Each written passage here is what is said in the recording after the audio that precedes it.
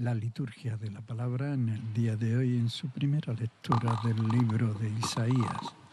Mirad, la Virgen está encinta.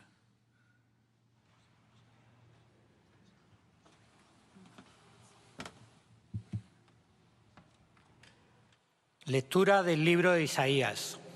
En aquellos días el Señor habló a Ahaz y le dijo: pide un signo al Señor, tu Dios, en lo hondo del abismo o en lo alto del cielo. Respondió Ahaz: no lo pido, no quiero tentar al Señor. Entonces dijo Isaías: escucha, casa de David, ¿no os basta cansar a los hombres, que cansáis incluso a mi Dios?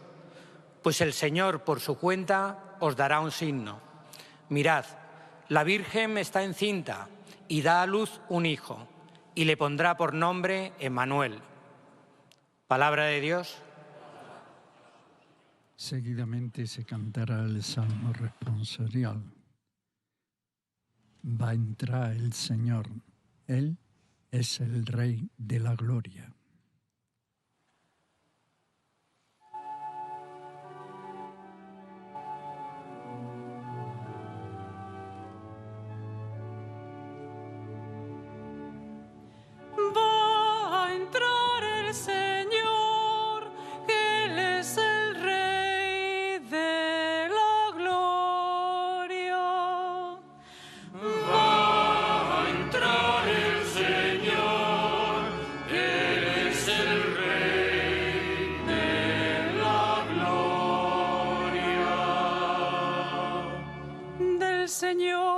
La tierra y cuanto la llena, el orbe y todos sus habitantes.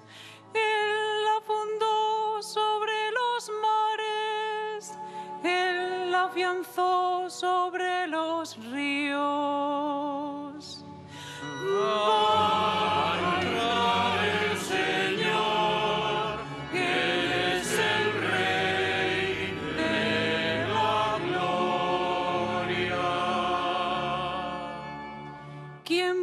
Subir al monte del Señor, ¿quién puede estar en el recinto sacro? El hombre de manos inocentes y puro corazón, que no confía en los ídolos.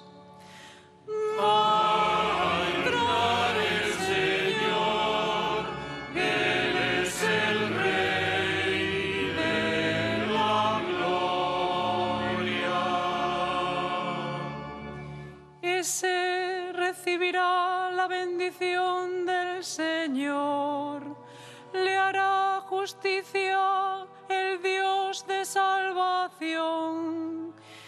Esta es la generación que busca al Señor, que busca tu rostro, Dios de Jacob.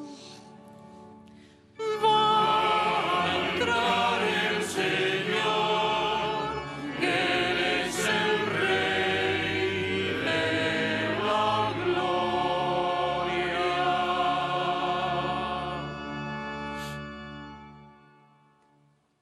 Seguidamente se dará lectura de la carta del apóstol San Pablo a los romanos. Jesucristo, de la estirpe de David, Hijo de Dios. Lectura de la carta del apóstol San Pablo a los romanos.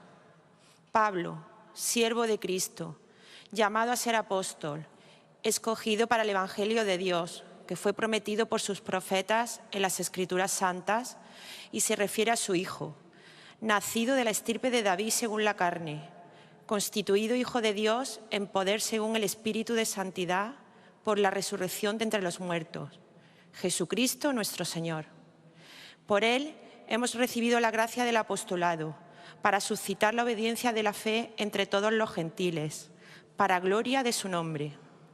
Entre ellos os encontráis también vosotros, llamados de Jesucristo.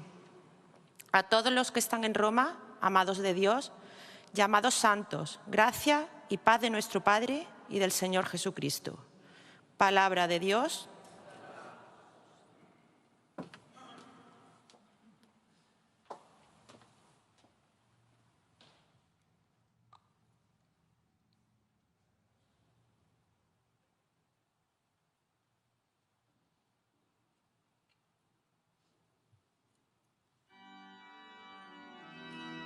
Proclamación del Santo Evangelio según San Mateo. Jesús nacerá de María, desposada con José, hijo de David.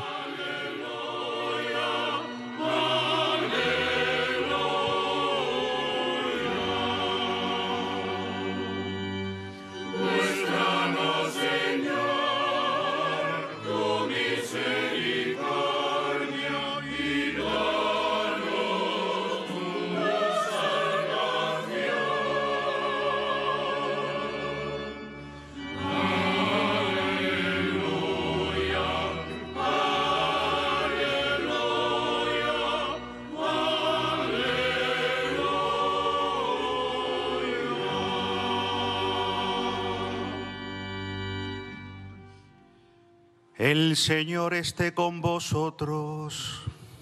Y con tu espíritu. Lectura del Santo Evangelio según San Mateo. Gloria a ti, Señor.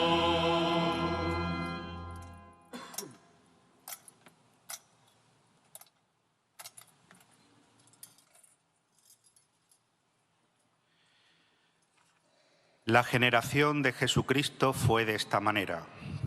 María, su madre, estaba desposada con José, y antes de vivir juntos, resultó que ella esperaba un hijo por obra del Espíritu Santo. José, su esposo, como era justo y no quería difamarla, decidió repudiarla en privado. Pero apenas había tomado esta resolución, se le apareció en sueños un ángel del Señor que le dijo: José, hijo de David, no temas acoger a María, tu mujer, porque la criatura que hay en ella viene del Espíritu Santo. Dará a luz un hijo, y tú le pondrás por nombre Jesús, porque él salvará a su pueblo de sus pecados. Todo esto sucedió para que se cumpliese lo que había dicho el Señor por medio del profeta. Mirad, la Virgen concebirá y dará a luz un hijo, y le pondrán por nombre Emmanuel, que significa Dios con nosotros. Cuando José se despertó, hizo lo que le había mandado el ángel del Señor y acogió a su mujer. Palabra del Señor. Gloria y honor a ti, Señor Jesús.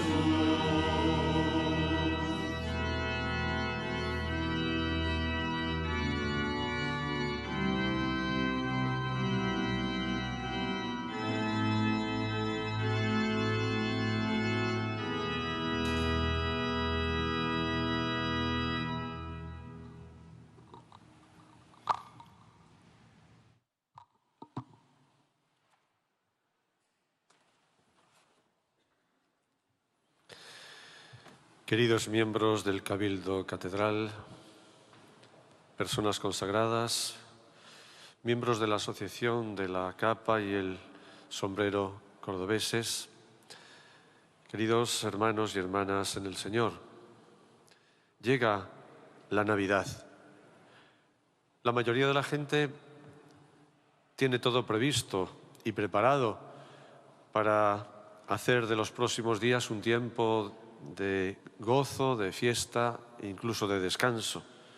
El lugar donde va a estar, el menú de la cena de Nochebuena, la compañía en la que se va a tomar.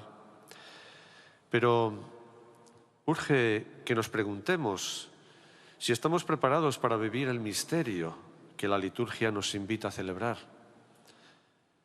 El Adviento es el tiempo que el Señor y la Iglesia nos regalan para ello.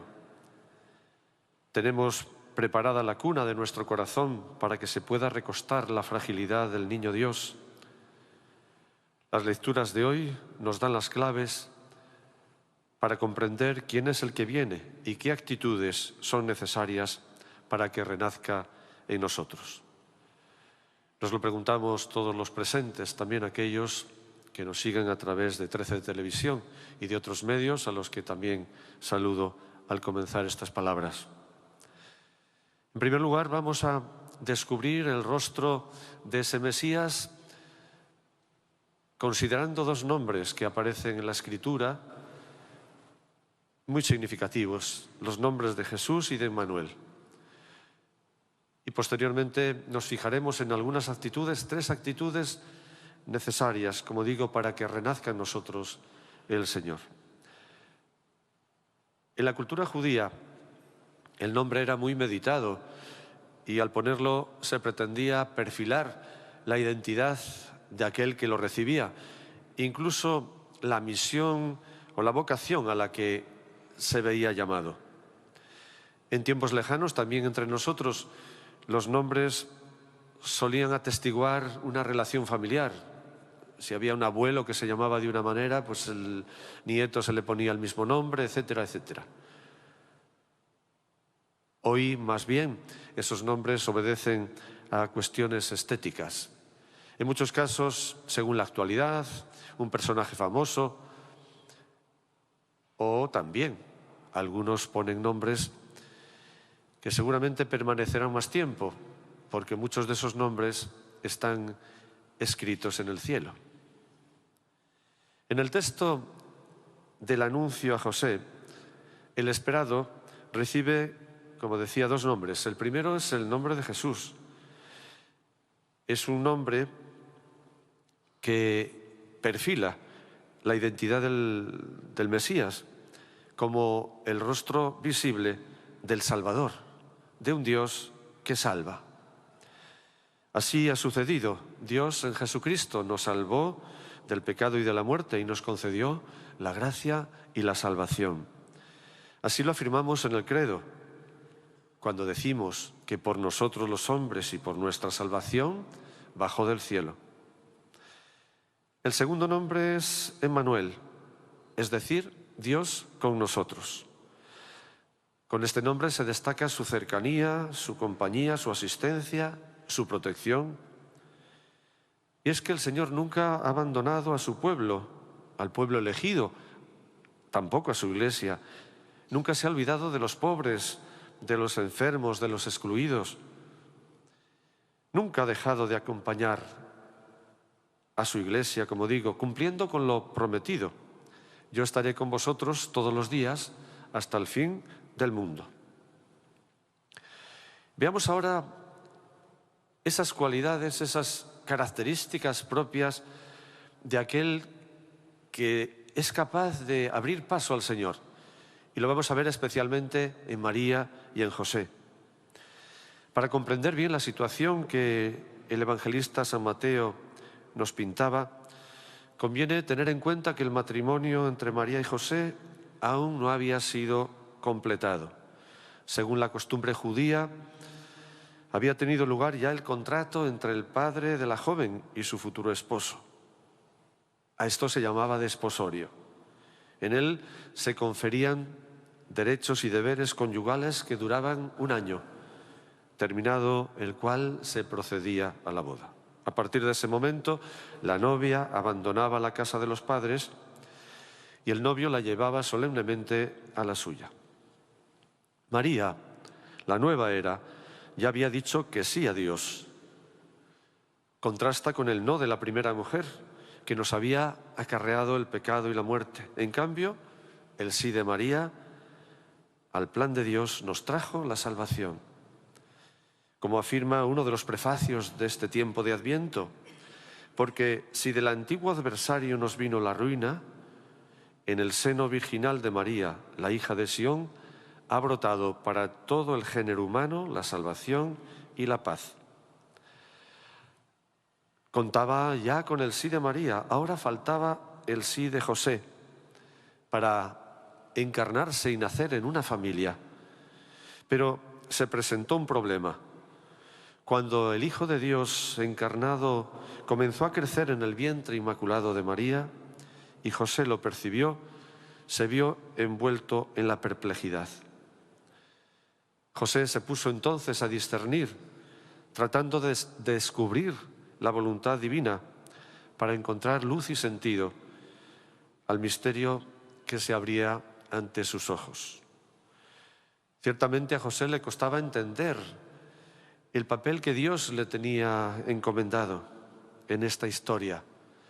No dejó de confiar en María, en su fidelidad, y entendía que sin la intervención de Dios aquello era inexplicable. No quería usurparle ese protagonismo al Señor y decidió retirarse, repudiándola en secreto, ahorrándole así una posible muerte lapidada. Fue entonces cuando Dios intervino y, contando con la mediación de un ángel, en sueños le aclaró el misterio y la misión que Dios le encomendaba: garantizar la descendencia, su descendencia davídica, de David, tal como estaba profetizado, y ponerle el nombre, responsabilizándose de su cuidado mientras fuera menester. Cuando despertó del sueño, José hizo lo que le había mandado el ángel y se llevó a casa a su mujer. La confianza y la disponibilidad ante la voluntad de Dios de María y José contrastan con la que tuvo el rey Acaz, tal como nos ha narrado el profeta Isaías. Contrastan con la desconfianza precisamente de este rey, que confiaba más bien en las alianzas militares que en Dios. También contrastan con frecuencia con las que tenemos nosotros mismos, rodeados de un contexto donde nada parece seguro. La crítica a la cultura cristiana acentuada en el siglo XIX tiene su continuación en este momento actual, en una cultura de la cancelación. A esto hay que añadir otros elementos corrosivos para esa confianza, como la hipercrítica, favorecida por el anonimato de las redes sociales, la corrupción, incluso sistémica, la polarización, defendida sin tapujos por algunos. En definitiva, la situación no es nada favorable a la confianza. ¿Qué hacer, pues, en un contexto tan inseguro? ¿Cómo confiar en un mundo donde la traición está a la vuelta de la esquina? María y José nos han mostrado el camino. Ellos son testigos de una confianza absoluta en Dios, una confianza que se labra en el trato constante, en una actitud de escucha de la palabra y de oración. Desde esa confianza lo acogen en sus vidas, haciendo así posible el milagro de la encarnación. Nosotros, en cambio, con frecuencia preferimos cerrar nuestros oídos a la voz de Dios y las abrimos a otras voces que, elevadas a la categoría de expertas por la cultura mediática y la moda, con frecuencia nos llevan a callejones sin salida. Alimentemos, pues, nuestra confianza en Dios, seguros de que aunque el mundo pueda traicionarnos, Dios nunca nos fallará. El primer paso a dar ha de ser, pues, ponernos en la onda de Dios y hacernos disponibles para Él. Y la tercera actitud es la acogida. Salvada la confianza en Dios, ¿daremos por perdida la confianza en los hombres? Ciertamente la traición siempre es posible. Jesucristo lo sabía y aún así confió en Judas. La palabra de Dios hoy nos pone delante también el testimonio de José, que acogió en su casa a María sin poner ningún tipo de condición, sencillamente confiando en las palabras del ángel. José no busca explicarlo todo, deja cabida al misterio. José tampoco se resigna y percibe lo sucedido como una desgracia, sino que es un protagonista valiente y fuerte. Ciertamente el amor parece muchas veces una apuesta arriesgada en la que podemos perder mucho, pero al final el amor siempre gana. La resurrección de Cristo nos lo asegura, como nos lo aseguran también la entrega y el testimonio de los mártires. Es más, cada día tenemos constancia de que, de hecho, nuestro mundo carecería de esperanza sin amor. Dejemos, pues, que resuene en nosotros el mensaje del ángel: no temas, no temáis. Hagamos como José, acojamos en nuestra casa, en nuestra vida, a los demás y especialmente a los pobres y excluidos. A ello nos invitaba el Papa Francisco. La acogida de José nos invita a acoger a los demás sin exclusiones, tal como son, con preferencia por los débiles, porque Dios elige lo que es débil. Es padre de los huérfanos y defensor de las viudas, y nos ordena amar al extranjero. Seguramente, sigue diciendo el Papa, Jesús tomó de las actitudes de José el ejemplo para la parábola del Hijo Pródigo y el Padre Misericordioso. Queridos hermanos, seguimos celebrando la Eucaristía, testimonio de la cercanía de Dios, sacramento de salvación. El amor y la fidelidad del Señor nos mueven hoy a la confianza y a la disponibilidad, también al compromiso y a la acogida. Acojamos al Señor con cariño y cuidemos su presencia en nuestro corazón y en la vida de nuestros hermanos. Que así sea.